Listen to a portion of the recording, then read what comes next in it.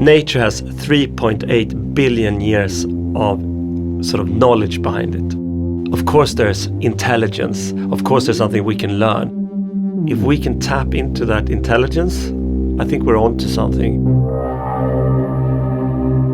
We have 7 years to go to 2030. All the reports are there. We have had all the workshops. Now it's time to do. We have to do something. Time is short. All products or buildings, everything that we humans make are made out of materials. And many of the materials are quite problematic through a sustainability perspective.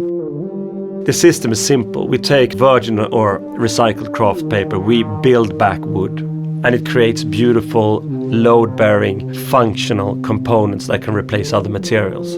Or, putting intelligence into this low-tech material, working with electronics. I think there's some poetry in there that I really like.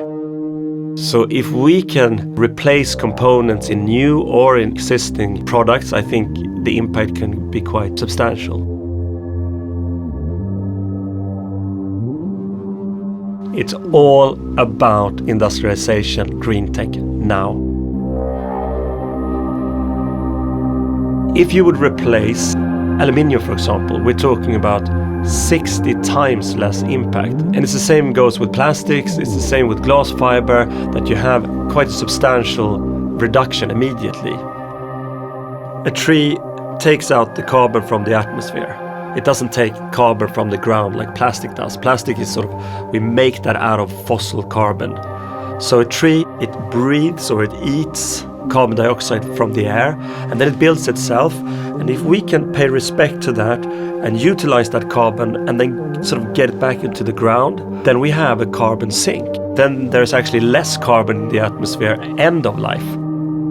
If you look at the Industrial Revolution, you had three forces at play. You had science, you had art, and then you had capital, and they were all working in the same direction. And if we can join those forces again and then direct that towards nature, can we make an impact? Yeah, obviously.